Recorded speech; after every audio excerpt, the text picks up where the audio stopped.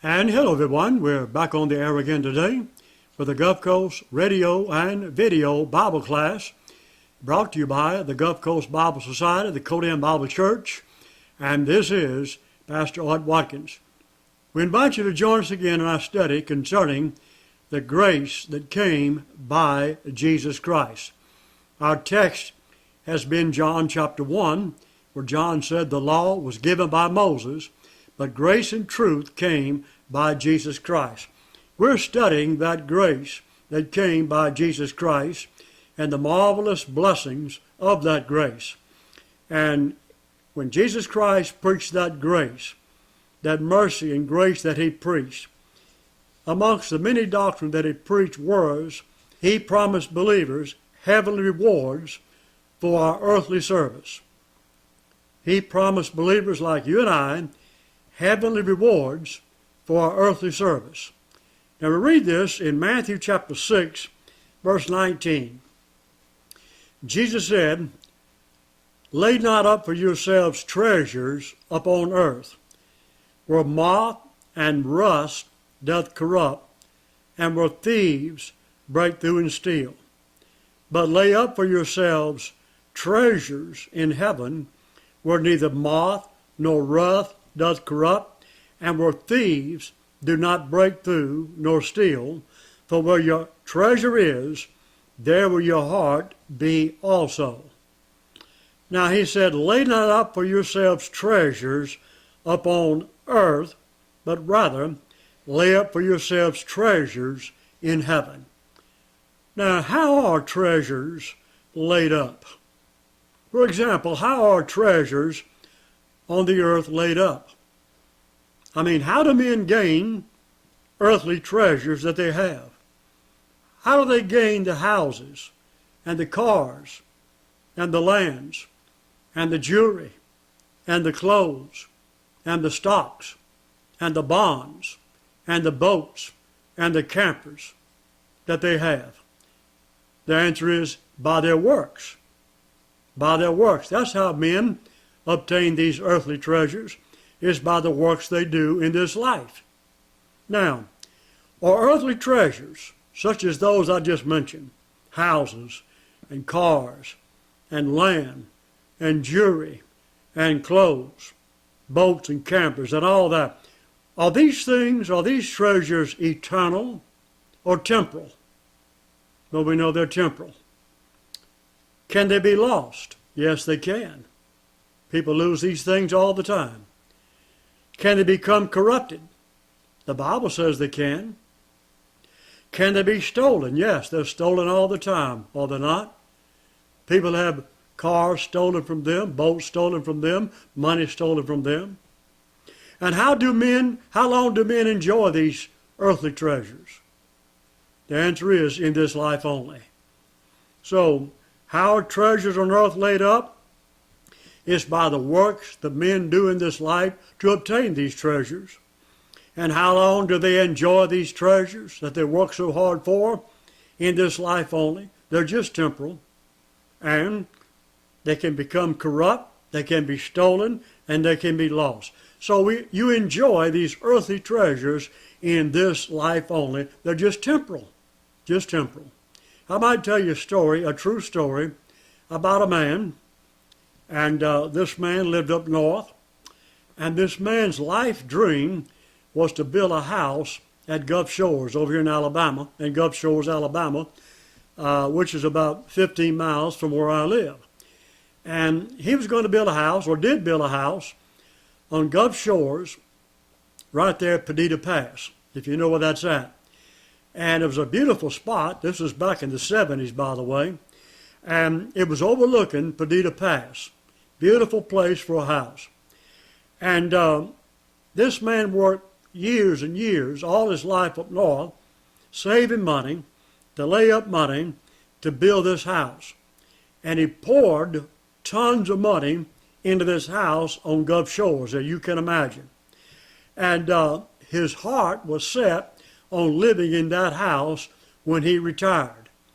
That was his main ambition in life, was to live in that house on Gulf Shores overlooking the Gulf of Mexico when he retired. That was his dream house.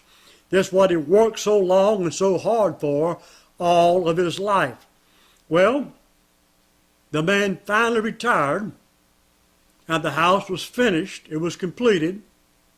It was a beautiful house. It had all the extras. It was just a magnificent house built in a great location, overlooking Bonita Pass, overlooking the Gulf of Mexico. I mean, you could not have built a house in a better place. Beautiful house to look at. I saw the house. Well, the house was finally completed. The man retired from work, and he finally moved into his dream house. And he lived in that house for 1 week, and he died. 1 week. That's all that he lived in that house. The house that he worked for so long, so many years. He lived in it 1 week and died.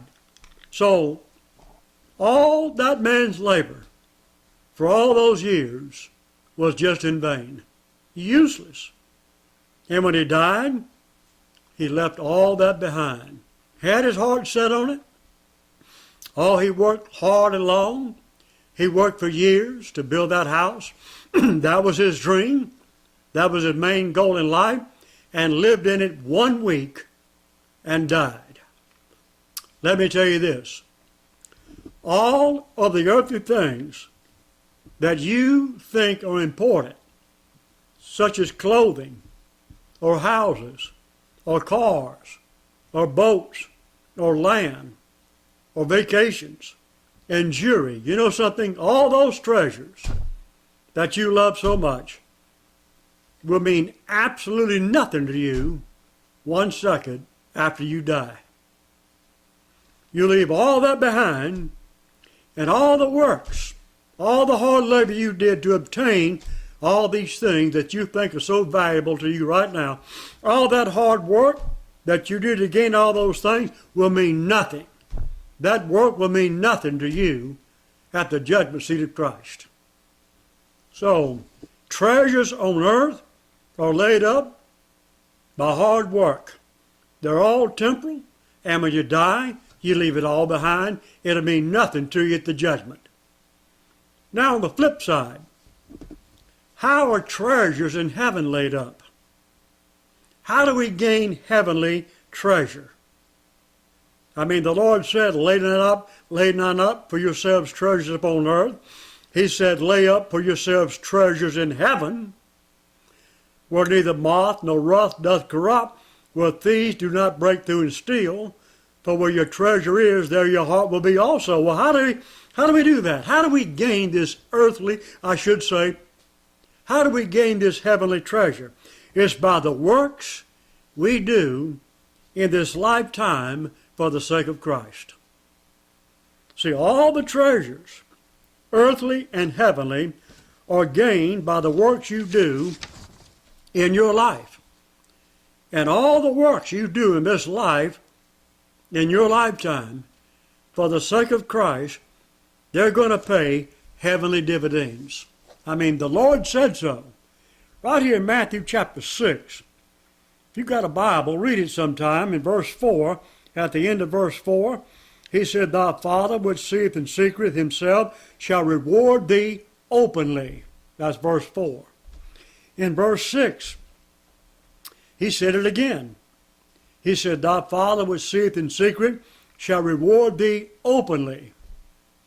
And then in verse 18, he said, thy Father which seeth in secret shall reward thee openly.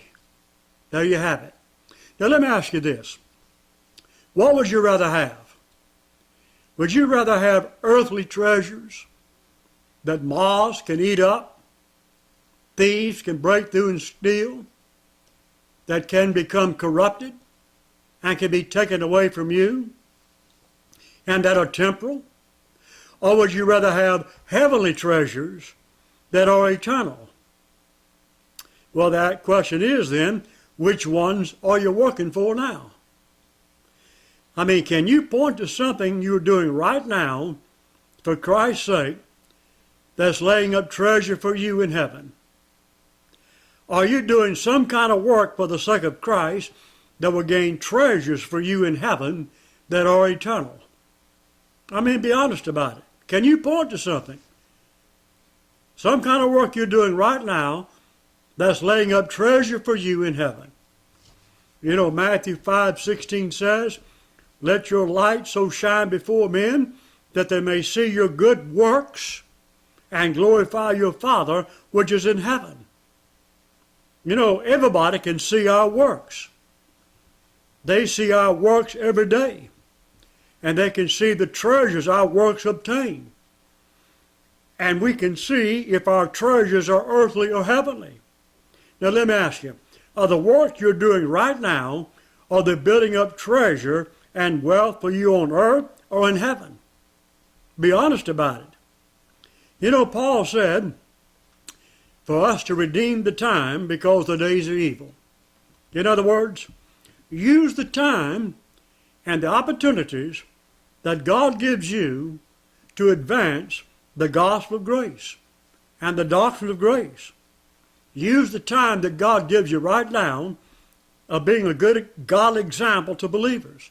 Use the time God gave you to pray and to give sacrificially, church visitation, witnessing to lost people, helping out the poor saints, supporting Bible-believing churches and missionaries, passing out gospel tracts, visiting and praying for the sick, comforting the bereaved, encouraging the discouraged. My friend, those are the kind of works that lay up treasure for you in heaven right now. Now, according to the grace that came by Jesus Christ, in that grace, He promises something. He promised us heavenly rewards for our earthly service to Him. What are you spending your time doing right now as far as works are concerned? What do your works, what kind of treasure do your works obtain for you? Are you working for eternity, or are you working for temporal things? Well, listen, all these temporal things that you're working so hard for right now, they're just temporal. And when you die, you leave them all behind. The only treasure worth working for are heavenly treasures. And the only way you can gain those heavenly treasures is by the work you do for Christ's sake in this life right now. And that's why He said, "Let your light so shine before men that they may see your good works and glorify your Father which is in heaven." I believe that every believer ought to be involved in some kind of good work that men can see that will glorify their Father in heaven and gain them treasure in heaven. Are you involved in such a work as that? Thanks for listening to the broadcast today. Have a good day. Till next time, Maranatha.